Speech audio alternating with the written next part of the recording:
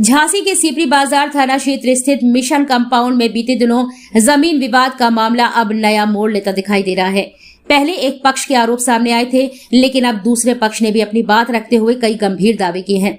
सीपरी बाजार थाना क्षेत्र के मिशन कंपाउंड में जमीन को लेकर हुए विवाद में अब दूसरा पक्ष सामने आया है। दूसरे पक्ष का आरोप है कि मामला केवल जमीन विवाद का नहीं है, बल्कि चोरी और उसके बाद सीनाजोरी का है। उनका कहना है कि पहले अवैध तरीके से कब्जे और चोरी की कोशिश की गई और अब खुद को पीड़ित बताकर मामले को दूसरी दिशा देने का प्रयास किया जा रहा है। दूसरे पक्ष ने निष्पक्ष जांच की मांग करते हुए कहा कि पूरे प्रकरण की सच्चाई सामने लाई जाए ताकि दोषियों के खिलाफ उचित कार्यवाही हो सके। मिशन कंपाउंड में कि अवैध कब्जा किया गया गुंडे बुला करके, और आपके परिवार पे आरोप लग रहे हैं, क्या है पूरा मामला? ये प्रॉब्लम ये है कि हमारा वहीं मकान है, मैं वहीं रहता हूँ। उसके मकान के बगल में मैंने करीब 7,000 फुट ज़मीन जो है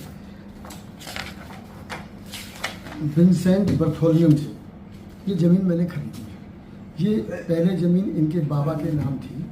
बाबा ने मिस्टर मकई से ये ज़मीन खरीदी और बाबा के उपरांत ये नाती को अपना वसीयत कर गए थे। इस तरह ये ज़मीन इनके नाम आई। हाँ, मैंने पेपर ऑलरेडी देख लिए थे और पूरे सोच समझ के मैंने ये ज़मीन खरीदी 3 लेख पत्र के माध्यम से, और इनमें करीब 40 लाख रुपए के स्टाम्प ड्यूटी जो बनती थी रेट लिस्ट के हिसाब से, उस प्रकार से मैंने इस पर पूरी अदा की।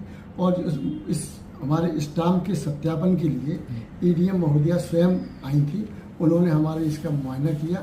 मुआयना करने के बाद मेरे स्टाम्प सही पाए गए। इस तरह मैंने ये ज़मीन खरीदी। ज़मीन खरीदने पे जब हमने जिससे ज़मीन खरीदी थी तो उसमें सामने हमने पूछा था ये लोग कैसे रहते हैं इन झोपड़ियों में, इनका क्या स्टेटस है। तो उसने बताया ये हमारा आउट हाउस था, हम लोग पीछे रहा करते थे पूरे परिवार सहित। हमारे पूरे परिवार की 22,000 स्क्वायर फीट का बंगला था, ये आउट हाउस थी। इनकी नानी इसमें रहा करती थी, ये अब वो हमारे यहाँ नौकर थी।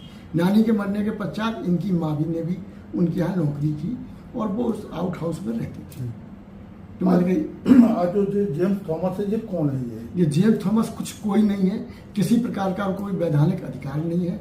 उन्होंने एक मुकदमा जरूर सिविल कोर्ट में और दायर किया है कि हम इसमें किराएदार हैं। तो जेम्स थॉमस ने जो आरोप लगाया, इसको क्या समस्या थी? क्या इसको ये समस्या ये थी कि जो हमारा बगल में प्लॉट खाली जगह पड़ी थी उसमें उन्होंने लोहे का खोखा बना के ये दुकान चलाने लगे थे।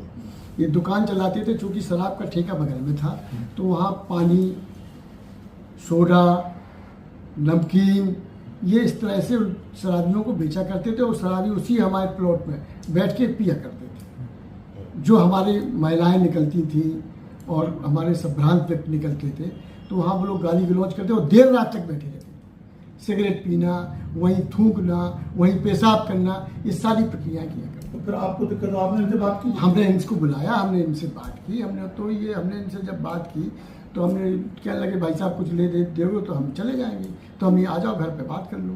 तो ये हमारे घर पे आए, घर पे हमारी इनसे बात हुई तो इन्होंने हमसे 2 करोड़ रुपया और एक दुकान मांगी कि हमको एक दुकान बना के दो और 2 करोड़ रुपया। गुंडा टैक्स मांग रहे? तो हमने उनसे भैया किस बात के? बोले दो तब हम खाली करेंगे, नहीं तो नहीं करेंगे खाली, हम तो नाक पे बैठे आपकी। आप क्या करोगे इसको पीछे वाली करिए, हम नहीं हटेंगे तो हमें गुंडा टैक्स चाहिए, आप दीजिए। फिर उसने हमसे पूछा आप क्या दे रहे हैं? तो हमने कहा 25 लाख रुपया दे देंगे यार, जाओ, हम लड़ाई झगड़ा नहीं चाहते। किंतु ये इस पर तैयार नहीं हुआ। तो मैंने इससे कहा कि आप ये हटा लीजिए अपना खोखा। तो इसने साहब गाली गलौज करना स्टार्ट कर दिया। जब गाली गलौज किया तो हम गए थाने में हमने जाके 6 तारीख को एक प्रार्थना पत्र दिया थाना अध्यक्ष को, और हमने कहा साहब इसका ये डब्बा वहाँ से हटवाइए, मुझको बहुत परेशानी होती है। तो संभवतः पुलिस ने इनको बुलवाया हो, पुलिस व्यस्त रही हो और कार्यों में, मुख्यमंत्री वगैरह बीच में आए थे, तो ये हमसे और नाराज हो गया और कहने लगा तुम्हें जो उखाड़ते बने वो उखाड़ लो। हमारे लड़कों को भी गाली गलौज करने लगा, गाली गलौज करता था। चूँकि हमारा लड़का एक बगल वाले पोर्चल में ग्रीन सैंड गार्डन नाम से एक रेस्टोरेंट चलाता है, तो वहाँ हमारी गाड़ी खड़ी करने में ये दिक्कत करता था कि आप गाड़ी यहाँ खड़ी नहीं कर सकते, हमारे घर के सामने कैसे कर? ये किराएदार है, इसका घर थोड़ी है। किंतु ये पूरी गुंडई करता। फिर उस दिन क्या हुआ? उस दिन ये हुआ कि हम लोगों ने 10-12 लोग, हमारे बच्चों ने बुलाए, मैं तो था नहीं, बच्चों ने बुलाए, बच्चों ने बुला के उसको उठाना चाहा, तो अब वो नीचे पिलर से गड़ा हुआ था तो वो उठा नहीं। तो हम लोगों ने देखा कि नहीं हटा, क्या कर रहे हैं, तो सामने GIC के पास एक JCB खड़ी हुई थी। मैंने उनसे कहा कि यार ये हटाना है। उसने साहब 5,000 रुपये लेंगे, हम हटा देंगे। उसने हटा दिया। उसको हटाने में चूंकि डब्बा बड़ा जर्जर हालत में था, पुराना था, तो वो टूट गया। कोई हमारी मनसा वहाँ कुछ करने की नहीं थी। जब बाहर शोरगुल हुआ तो ये बाहर आ गया। बाहर आके गाली गलौज करने लगा। फ़ोन करके इसने शायद 112 पर भी फ़ोन किया और इन्होंने कुछ अपने आदमी को फ़ोन किया, जो वो लोग आ गए। नकाबपोश लोग आपके थे? नहीं, नकाबपोश हमारे लोग नहीं थे। नकाबपोश इन्हीं के लोग थे सब लोग। हमारे तो सब लोग खुला हुआ था, मुंह खुला, लड़के का भी मुंह खुला हुआ है। जब वो वीडियो बनाने लगे तो हो सकता हमारे किसी आदमी ने नकाब डाल लिया हो। कोई नकाब डालने का कोई नहीं था, इन्हीं के लोग थे वो सब। लेबर भी थी। अब आप क्या चाहते हैं? बाद में पुलिस आ गई। पुलिस को देख के लेबर सब भाग भूग गए। अब आप क्या चाहते हैं? हम बस यही चाहते हैं कि अवैध रूप से हमारे यहाँ रह रहे हैं, इनको यहाँ से हटाया जाए, पुलिस हमारी मदद करे और हमारे खिलाफ जो भी गलत तरीके से FIR हुई है वो इस पर लिखी जाए।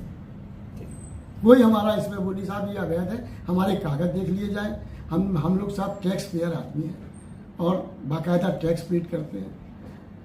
स्टाम्प भी हमने लगाए हैं, 40 लाख के स्टाम्प लगे हैं, करीब 5-7 लाख रुपये फीस लगी, 50 लाख रुपए का तो मेरा खर्चा है खरीदने में, और जो उनको दिया वो अलग दिया, करोड़ों रुपए में खरीदा है वो हमने।